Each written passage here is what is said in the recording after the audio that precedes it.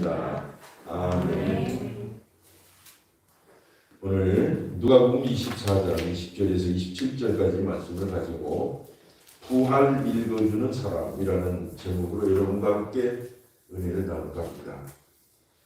봄과 부활은 어떻게 보면 딱 어울리는 절기인 것 같습니다.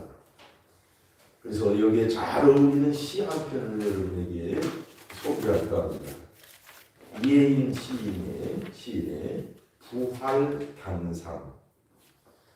꽃들이 다투어 피어나고 새들이 즐겁게 노래하는 이 새봄에 저도 완고함, 딱딱함, 고집스러움을 보이고 새로 돋아나는 연두빛 잎사귀처럼 연하게, 부드럽게, 너그럽게 변화되게 하소서.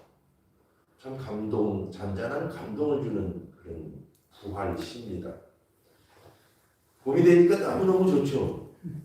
겨울에 두꺼운 옷 입고 추위에 얼른 이 추위가 가셨으면 했는데 따뜻한 계절이 왔습니다. 사방이 얼어붙은 것 같고 이파리들이 다 떨어져서 나무들이 식물들이 다 죽은 것 같은 게 이제 새싹이 돋고 완전히 생기가 파릇파릇한 자연이 되었습니다. 어쩌면 겨울은 이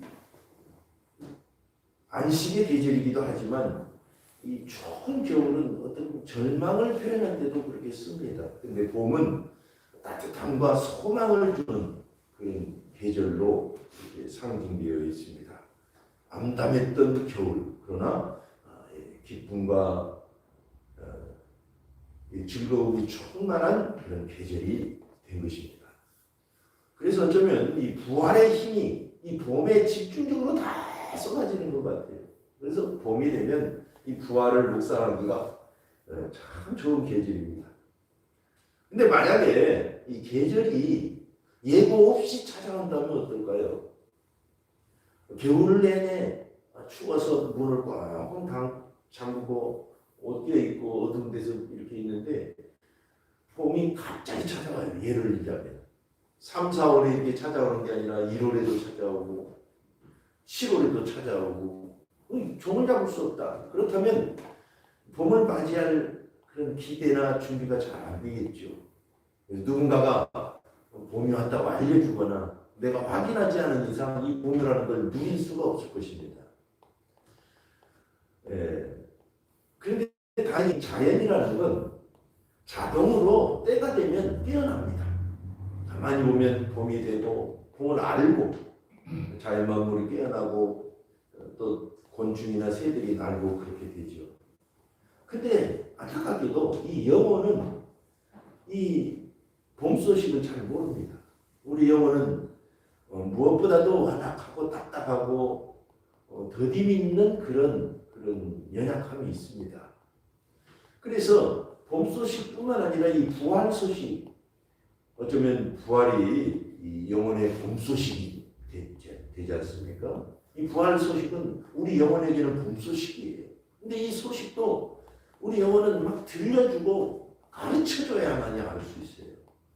저절로 알지 못하는 것 같아요. 그만큼 우리 영혼은 깨어나기가 힘들다라는 생각을 해봅니다. 복음은 전해야 돼요. 복음은 소식을 알려줘야 됩니다. 알려주고 가르치고 깨우쳐줘야 겨우 우리 영혼에 그 소식이 들어가는 것입니다. 우리가 십자가 부활과 성령의 소식을 복음 소식이라고 합니다.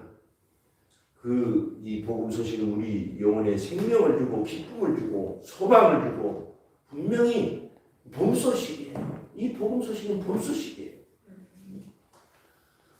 예수님께서도 제자들에게 예수님이 지시게 될 십자가 얘기 누누이 이야기하셨습니다.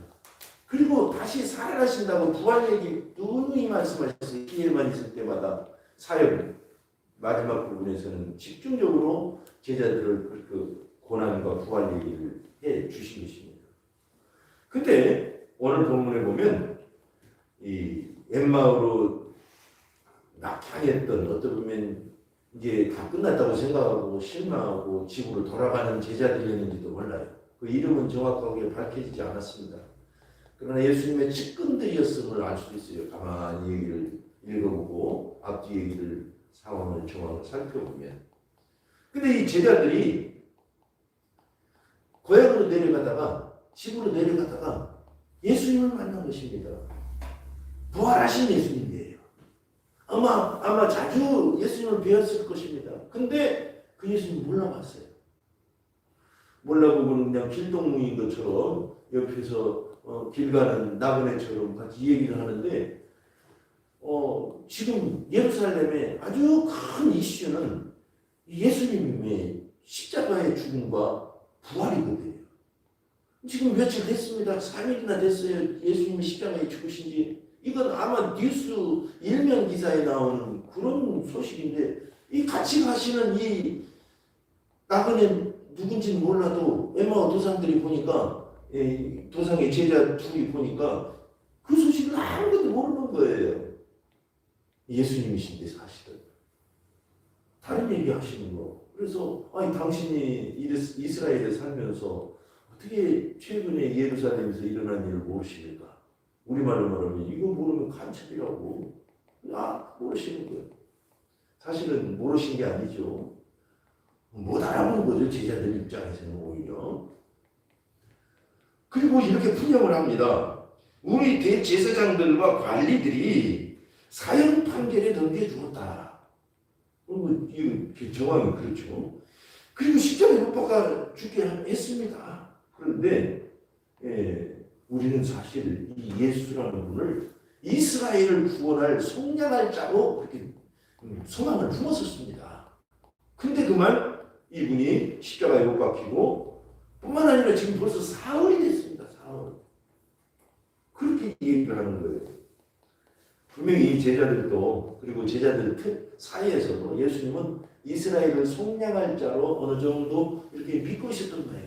그러면 당연히 예수님은 십자가에 죽으셔야 되잖아요. 고난을 받고 어린 양처럼 죽임을 당해야 되잖아요. 근데 그건 생각을 못하는 거예요.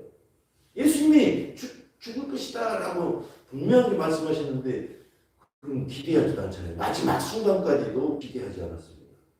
그리고 부활하신 이후로 이 두 제자 얘기를 들어보면 예수님의 죄는 없으시지만 인류의 죄를 위해서 대신 짊어지시고 죽어주셔야 된다는 사실은 받아들이기가 좀 힘들었던 것 같아요.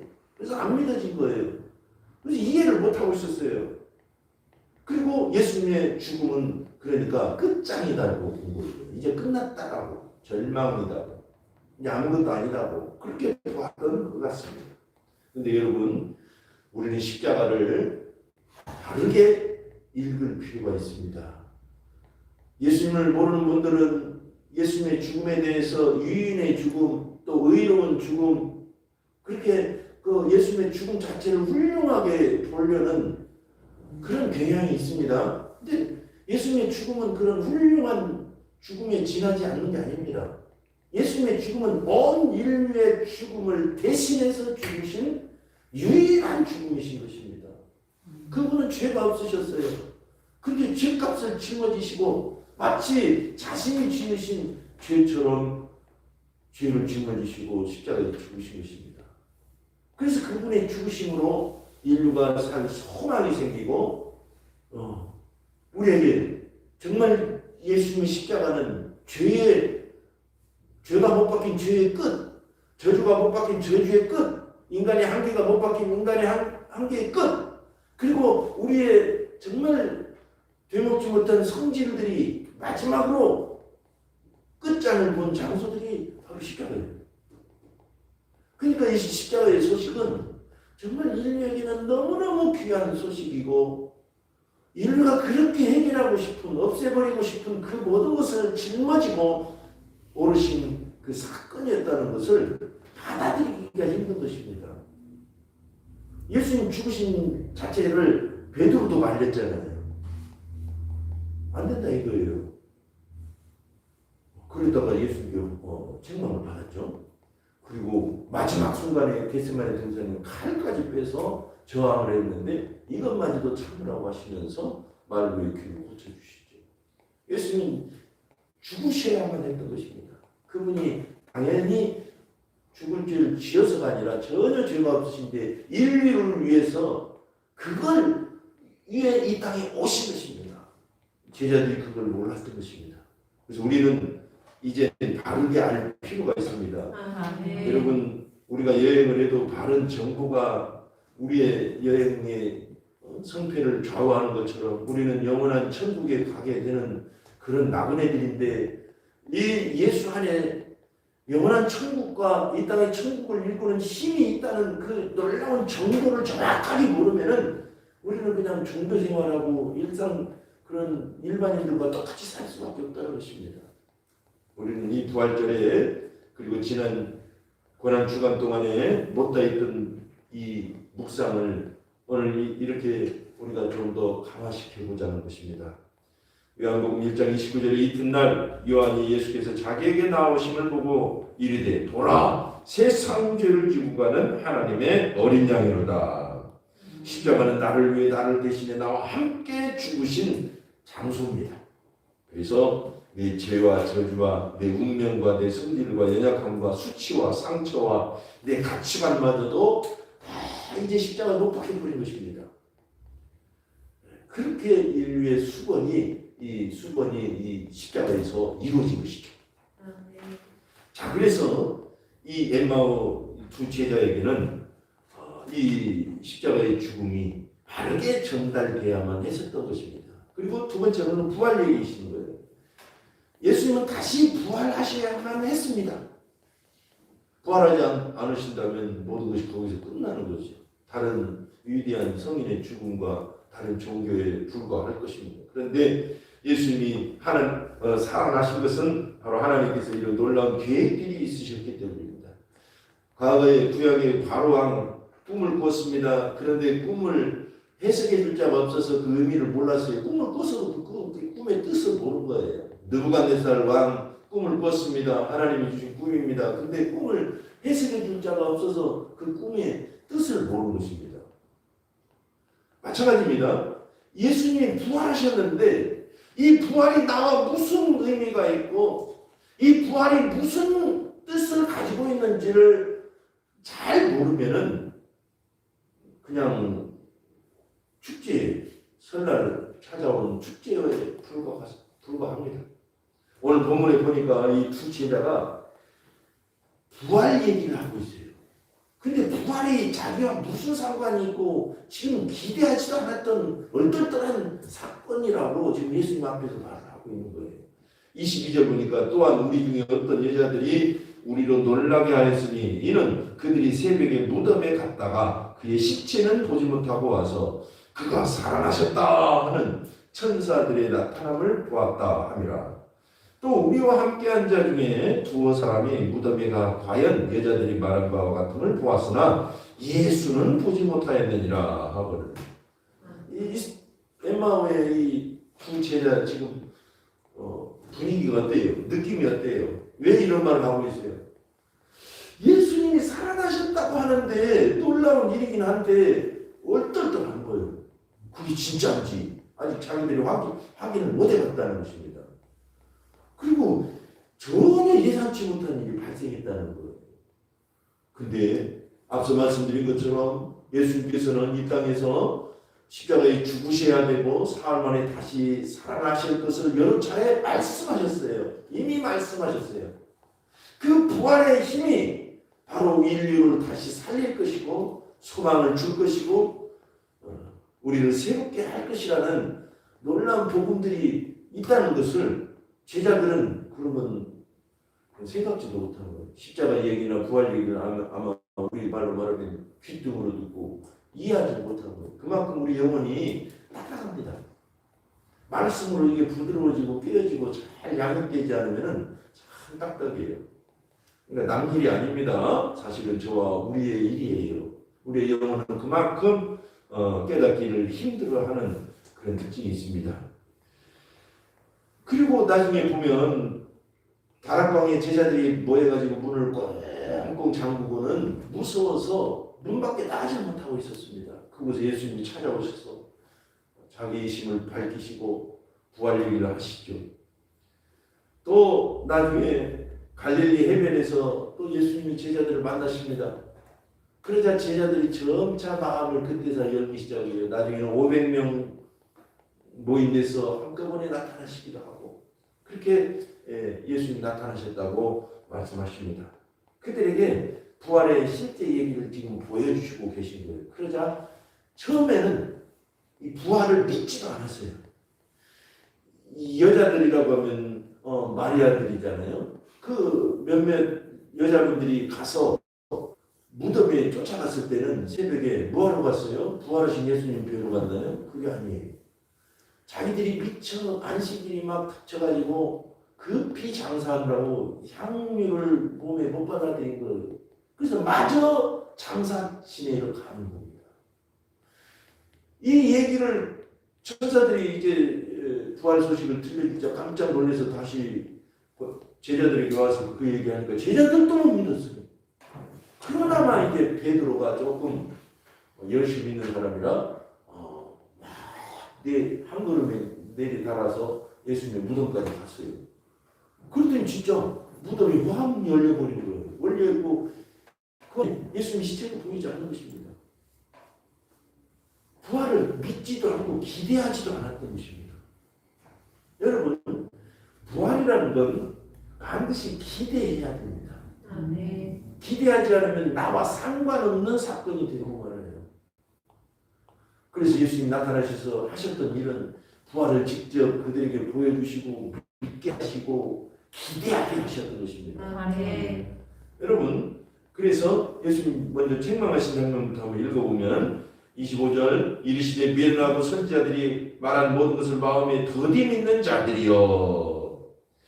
우리가 믿는 신앙은 부활신앙입니다.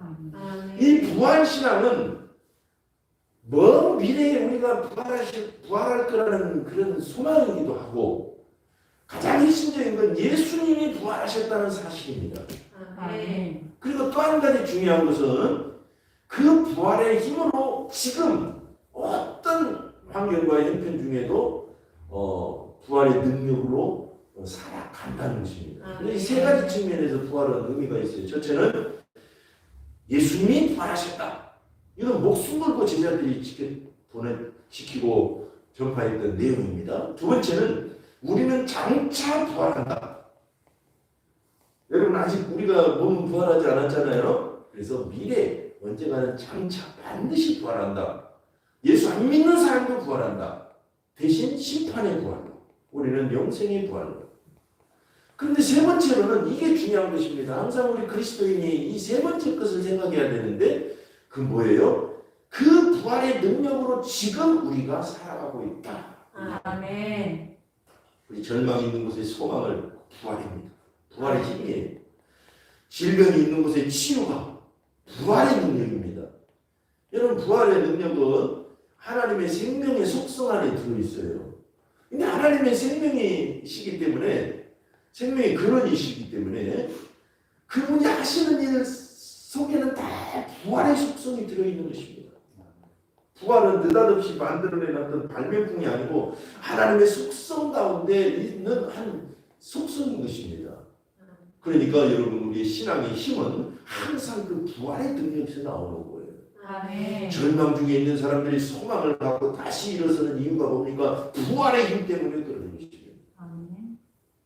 다른 사람들은 다 할 수 없는 관계, 이건 이제 끝장났다라고 보는 그런 모든 상황을 다시 믿음으로 일어서서 극복해 나가는 힘이 어디서 나와요? 부활에서 나오는 것입니다. 아멘. 그래서 이 세 번째 의미의 부활, 이것을 우리는 알아야 돼요. 그래서 부활을 기대해야 되는 것입니다. 내가 승리할 것이다. 기대해야 돼요. 믿음으로. 내가 치유될 것이다. 예수의 이름으로 기대해야 됩니다. 나는 반드시 이 꿈을 성취할 것이다. 예수의 이름으로 기대하고 믿어야 됩니다. 아멘. 그게 진정한 부활 신앙입니다. 제자들은 아직 그걸 못 믿었잖아요. 기대하지도 못했잖아요. 그러나 점차 기대하고 강한 그리스도인으로 서서 세상을 변화시키고 있습니다. 아멘. 그렇습니다, 여러분. 부활은 우리가 기대해야 돼요. 그래서 다시 예수님이 부활하셨다는 사실이 그만큼 우리에게는 놀라운 소식이 아닐 수가 없는 것입니다. 그래서 끝으로 어떻게 해야 되냐면 부활은 읽어줘야 알아요. 읽어줘야. 우리 세상에서 그런 말 하잖아요. 역사를 읽어주는 남자, 영화를 읽어주는 여자. 왜냐하면 영화나 역사나 이런 거 우리가 평범한 사람은 잘 모르니까 그것을 연구한 전문가들이 해설해 준다는 뜻이에요. 그러면 저 영화가 저런 뜻으로 만들어졌구나. 저 역사는 저런 이유 때문에 생겨났고 어떤 의미가 있구나 라는 걸 우리가 잘 알게 되는 것입니다. 우리가 전문가들이 아니니까. 그죠? 그것처럼 여러분 부활은 우리는 늘 부활을 믿고 기대하고 살아가서 어느 정도 부활을 알지만 이 그리스도인들 중에도 제자들도 그랬듯이 부활의 의미를 제대로 모르고 살아가는 사람이 많습니다. 불신자들은 더군다나 그러죠. 야, 기독교의 축제를 하면서 박수는 쳐줄 줄을 몰라도 이 부활의 진정한 의미, 나와 무슨 상관이 있는지는 일일이 가르쳐주고 읽어줘야만 알 수 있는 것입니다. 복음 자체가 그러잖아요. 앞서 말씀드린 것처럼 불신자들은 잘 몰라요.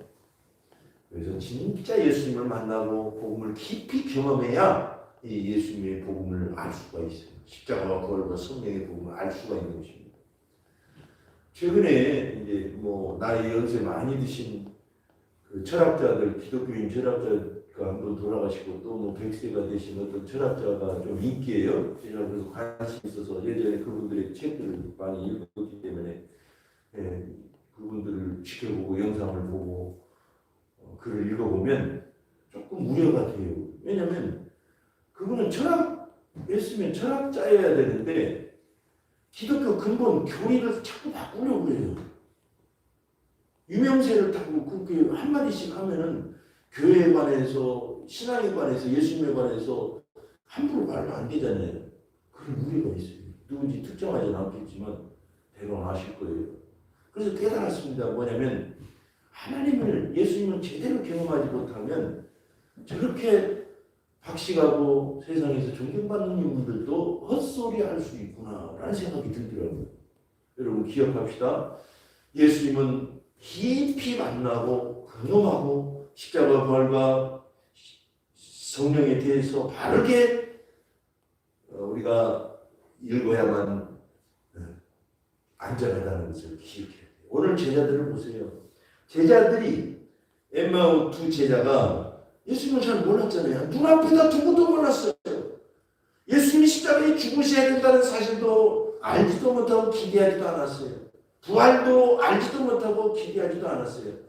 그런데 예수님을 만나서 이제 저녁 식사 같이 하시자고 뭔지 같이 마시고 막 예수님이 이제 계속 길을 가시려고 하니까 저녁을 초청하잖아요. 그래서 같이 식사를 하고 계속 말씀을 풀어서 얘기하시다가 떡을 떼어서 기도하시고 제자들에게 두 제자에게 나눠주실 때 그때 그 제자들의 눈이 영적인 눈이 확 떠졌다고 했어요. 그리고 예수님이신지 그때 알아본 거예요. 알아본 순간 예수님께서는 사라지셨죠. 이제 부활하신 분이기 때문에 시간과 공간을 초월하시는 분이 되신 것입니다. 물론 그 전에 성자로 계셨을 때도 시간과 공간을 초월하셨지만 육신으로 계실 때는 우리처럼 똑같이 시간과 공간의 제약을 받으셨거든요. 근데 부활하시고 나니까 이 다시 그 시간과 공간을 초월하시는 세상으로 그런 몸으로 바뀌신 거죠. 자, 어쨌든 예수님이 자세히 풀어 설명해 주실 때 그들이 예수님을 알게 되고 부활을 깊이 깨닫게 되었다는 것입니다. 이것이 중요한 거예요. 여기서 자세히 설명하다는 뜻은 말의 의미를 밝히다 그런 뜻도 있지만 자기 나라 말로 번역하다 이런 뜻도 있어요. 우리는 정말 사람들이 알아듣기 쉽게 어떻게 하든지 십자가와 부활과 성령에 대해서 이야기할 줄 알아야 됩니다. 예수님을 그러기 위해서는 먼저 만나야 돼요. 이 만남의 자격이 없으면, 이 만남의 어떤 하나님과의 관계가 없으면 예수님의 진정한 십자가와 부활과 성령의 의미를 읽을 수가 없어요. 그분이 읽어주시고 계시하시는 거예요. 왜냐하면 그 모든 것은 하나님이 만드신 지혜이기 때문에 인간이 만드는 고안한 아이디어나 철학이 아닙니다. 그래서 여러분 반드시 하나님과의 관계가 그만큼 중요해요. 많이 아느냐도 좋겠죠. 많이 알수록 신학자들도. 그러나 더 중요한 건 그리스도인 예수님을 깊이 경험하는 거예요. 이 엠마오의 두 제자는 예수님을 모셔다가 함께 식사하고 함께 말씀을 나누고 가까이 하다가 깨달은 것입니다.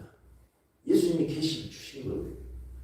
그래서 요한계시록 3장 20절에 보니까 볼지어다 내가 문 밖에 서서 두드리노니 누구든지 내 음성을 듣고 문을 열면 내가 그에게로 들어가 그와 더불어 먹고 그는 나와 더불어 먹으리라. 이 말씀은 불신자에게 전도하기 위해서 많이 쓰는 문장입니다. 성구입니다. 근데 이건 불신자에게 주신 말씀은 아닙니다. 교회에게 주신 말씀이에요. 이미 예수를 믿는 우리 교인들에게. 왜?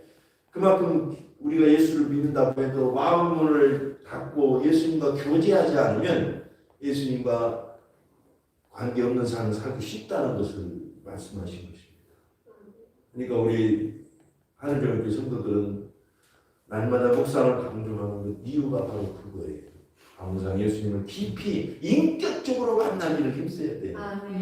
그래서 하나님은 높임을 받으시고 섬김을 받으셔야 될 신이시기도 하지만 동시에 우리와 친밀한 관계를 유지해야 될 아버지이시기도 한 것입니다.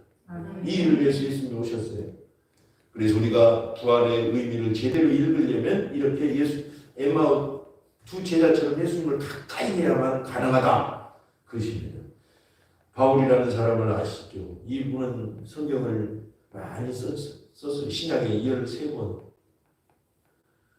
그런데 이 사람의 핵심적인 메시지는 부활입니다. 빛과 부활이에요. 왜냐하면 자기가 엠마오 도상에서 빛으로 오신 부활하신 예수님을 배웠기 때문에 그 부활 전도사가 된 거예요. 평생 부활이 핵심적인 메시지로 복음이 전해졌어요. 근데 단지 다메섹 도상에서 한 번 예수님을 뵙고 그렇게 부활에 깊이 깨달은 게 아닙니다. 평생 예수님을 가까이 섬겼어요. 바울을 이렇게 묵상해 보면 말이죠. 그분은 막 박씨가 뭐 율법이나 이런 성경에 능했지만 세상 철학에 능했지만 학자로서 살아가려고 하지 않았어요. 정말 깊이 예수님을 섬기는 영성가로 또는 교회를 사랑하는 목회자로 신실한 그리스도인으로 살려고 했었어요. 예수님을 그렇게 만남을 강조하면서. 그래서 그가 고린도전서 15장에 부활 얘기를 할 때 이 이야기는 정말 놀라운 복음의 메시지가 아닐 수가 없습니다. 41절에서 45절까지 보니까 죽은 자의 발도 그와 같으니 썩을 것으로 씻고 썩지 아니할 것으로 다시 살아나며 욕된 것으로 씻고 영광스러운 것으로 다시 살아나며 약한 것으로 씻고 강한 것으로 다시 살아나며 육의 몸으로 씻고 신령한 몸으로 다시 살아나느니 육의 몸이 있은즉 또 영의 몸도 있느니라. 기록된 바 첫사람 아담은 생명이 되었다 한 것 같으니 마지막 아담은 살려주는 영이 되었나니. 아멘. 이게 핵심적인 거죠. 이건 먼 미래에 우리가 이렇게 부활할 것이지만 현실을 살아가는 이 우리의 환경 속에서 이렇게 된다는 것입니다. 죽은 자의 부활도 그와 같으니 우리는 썩을 것으로 심지만 썩지 않을 것으로 거두잖아요. 신령한 것으로 거두는 거예요. 우리는 욕된 것으로 십자가에 갖고 가서 하나님께 아뢰고 못을 받습니다. 이것을 심는다는 표현을 썼어요. 바울은. 그리고 영광스러운 것으로 다시 열매를 거두는 것입니다. 우리는 약한 것을 가지고 와서 주님께 드립니다. 십자가에 약한 것을 못 박습니다. 그리고 강한 것으로 다시 살아나고 열매를 맺습니다. 아멘. 이건 먼 미래의 얘기가 아니라 지금 우리에게 이런 부활의 힘이 작동하고 있다는 뜻입니다. 아멘. 놀라운 소식이 아닐 수 없습니다. 그래서 부활은 평생 바울은 부활을 읽어주는 남자로 살아간 것이죠. 봄 소식이 한창입니다. 부활 소식은 영혼의 봄 소식입니다. 아멘. 우리가 좋은 소식은 막 전달하고 싶은 그런 마음이 있잖아요. 얼른 알려주고 싶고 입이 근질근질하고. 그럼 먼저 부활을 주시는 예수님께 가까이 가야 됩니다. 아멘. 그리고 평생 우리는 부활을 읽어주는 사람이 되어야 될 것입니다. 아멘. 끝으로 좋은 시가 있는데 부활의 시가 있는데 부활의 시를 여러 어떤 걸 알려줄까 하고 검색해 봤더니 이 시가 제일 마음에 들었어요. 여러 유명한 시들이 있지만 근데 안타깝게도 작자가 비상입니다. 이런 시였습니다. 예수님 당신을 만나기 위해서 무덤을 향하고 예루살렘을 향하려던 사람들에게 갈릴리로 발길을 돌리게 하신 주님. 부활하시는 순간까지도 온갖 영광과 화려한 예루살렘, 요란한 도시에서 당신을 발견할 수 없었습니다. 자꾸 보잘것없는 저희들의 삶터 갈릴리로 돌아오셔서 소박하게 드러나셨습니다.